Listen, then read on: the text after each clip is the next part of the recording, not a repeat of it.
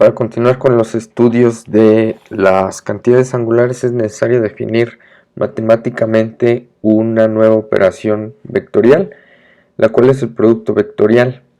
Se comienza definiendo dos vectores R y F que los consideramos tal cual ya lo habíamos hecho anteriormente, una fuerza aplicada sobre un punto.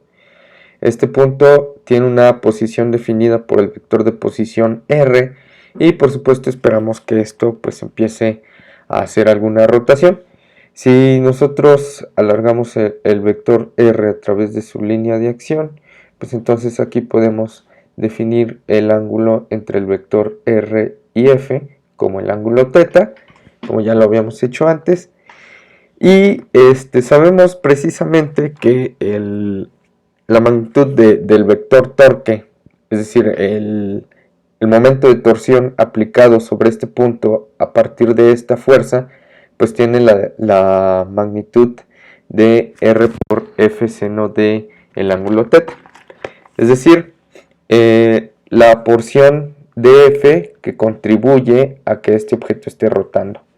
Bien, entonces, si sobre este eje, bueno, más bien este sistema de coordenadas, nos basamos para poder encontrar cuál es la rotación, simplemente vamos a voltearlo, es decir, vamos a acostar el sistema de coordenadas y sabemos precisamente que el objeto o la partícula en torno a su eje de rotación pues va a ser a partir de un eje que es perpendicular al plano formado entre R y F. Entonces, imagínense que aquí hay un plano imaginario, el cual definimos aquí en el plano XY, y pues la partícula u objeto que es en cuestión, en la cual le estamos aplicando la fuerza, pues va a rotar en un eje totalmente perpendicular a este plano.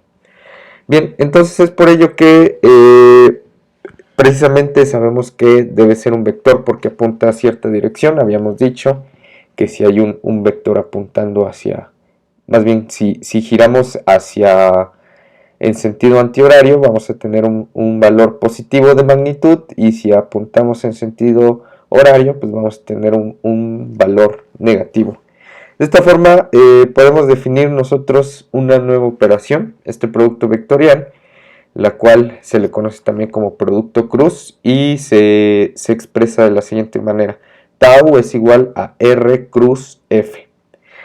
Sí, esta expresión matemáticamente nos va a dar un vector, es decir, vamos a multiplicar vector por vector recibiendo otro vector, a diferencia del producto punto, el cual multiplicamos vector por vector y nos entrega una cantidad escalar. En este caso no es así.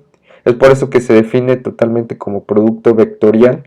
En el otro caso se le conoce como producto escalar o producto punto, y en este caso es el producto vectorial o producto cruz. Son operaciones vectoriales distintas.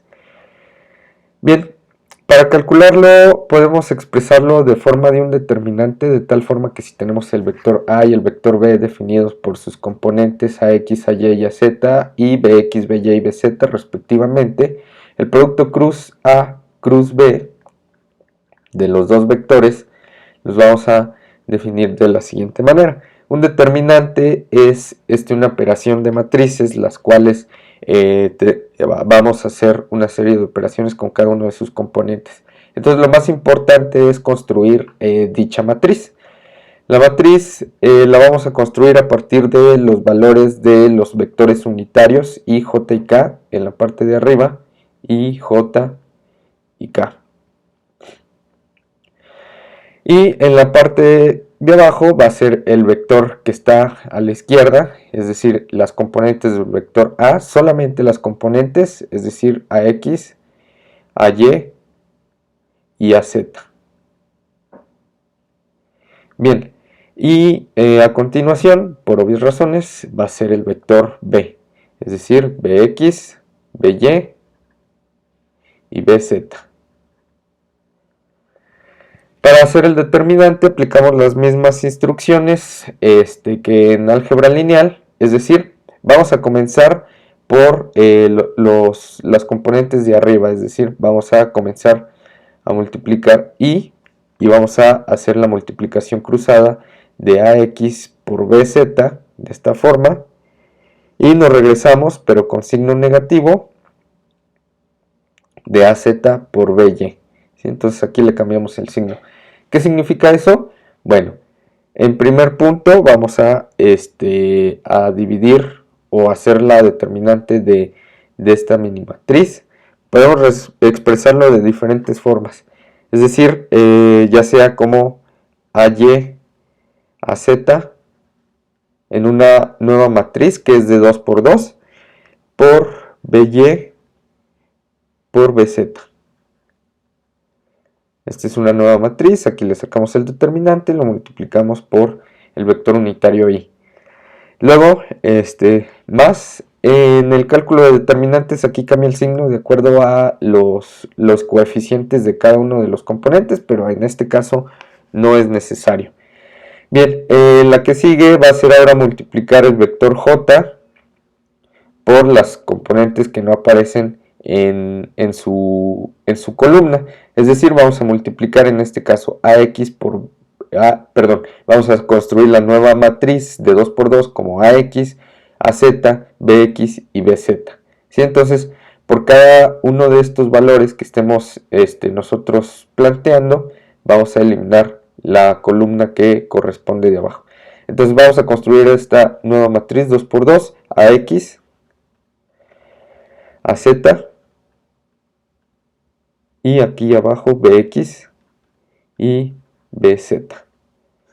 También le vamos a calcular el determinante y esto va a ser multiplicado por el vector unitario J. Más la nueva matriz que va a ser, ahora vamos a calcularlo por medio de K. Eliminamos la columna que está debajo de ella y vamos a construir la nueva matriz con estos 4 valores que tenemos correspondientes, es decir, AX a Y,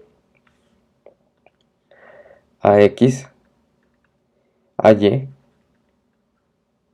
y BX BY. BY.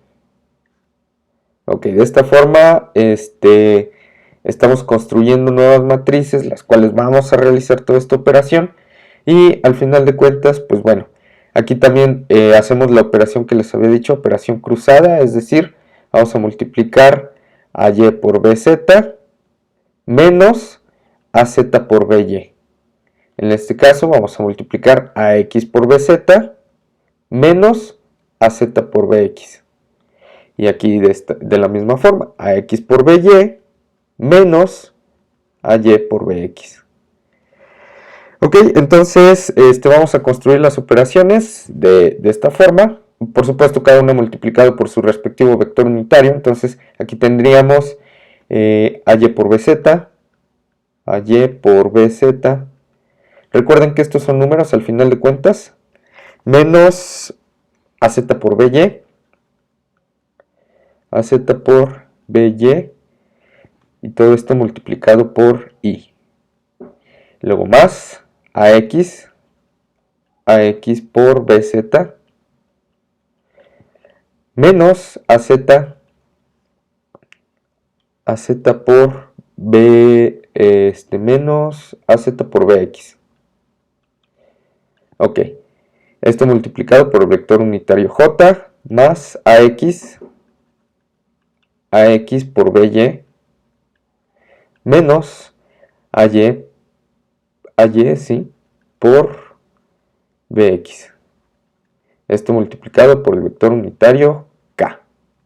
Ok, entonces, a pesar de que en algunas ocasiones los vectores que estamos tratando de obtener su producto cruz no tengan variable en z, si es en el caso que tenemos vectores bidimensionales, por ejemplo en este caso tendríamos un valor de x y un valor de y para r y mismo caso para f, entonces en z pues simplemente ponemos el 0, ¿no? Pero nos vamos a encontrar que eso nos va a entregar un vector de 3 dimensiones al final de cuentas. Entonces vamos a realizar este siguiente ejemplo. Vamos a suponer que tenemos el vector A descrito de la siguiente manera.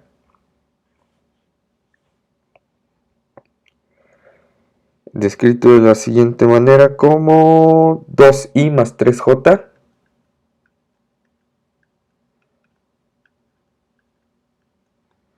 Ok, y un vector b descrito como menos i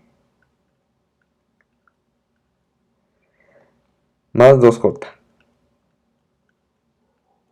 Ok, no sé cómo luzcan en el plano XY. Bueno, podríamos dibujarlos, pero aquí lo que nos importa es obtener el vector que corresponde a obtener el valor de A cruz B. ¿Sí? Entonces vamos a construir la matriz. Como les dije, vamos a hacer el vector, perdón, poner primero los vectores I, J y K. I, J y K.